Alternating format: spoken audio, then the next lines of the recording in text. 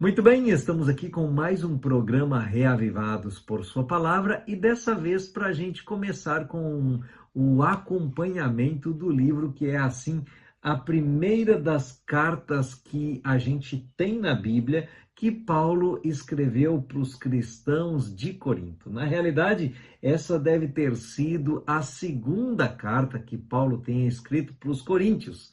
Mas a gente chama esse livro de Primeira aos Coríntios porque a outra carta que Paulo escreveu antes não foi colocada na Bíblia, portanto é desconhecida para nós cristãos.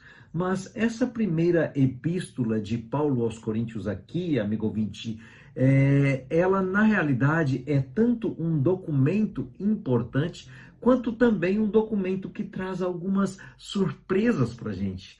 Porque é que é importante, né? É porque ela é um dos documentos mais antigos, um dos documentos cristãos mais antigos que a gente tem. Deve ter sido escrito aqui antes dos evangelhos. E o interessante é que essa carta, ela traz um dos relatos mais detalhados assim sobre as primeiras congregações cristãs que existiram.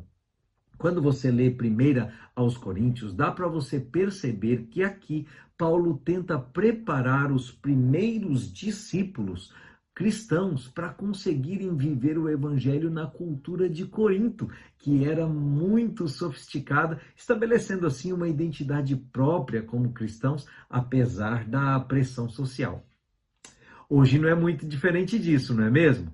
Então, aprenda com quem já trilhou o caminho, lendo hoje 1 Coríntios capítulo 1, onde Paulo menciona os membros de Corinto como santos. Realmente ele começa a epístola aos Coríntios dizendo que os santificados em Cristo Jesus foram chamados para ser santos. Geralmente a gente esquece de olhar através dos olhos de Jesus e vemos unicamente as nossas próprias imaginações pecaminosas, ou então observando as pessoas assentadas próximas a nós na igreja, nós pensamos num pecado ou numa fraqueza em sua vida, enquanto ignoramos as nossas próprias faltas, né? Será que a gente realmente percebe quão doloroso pode ser rotular as pessoas?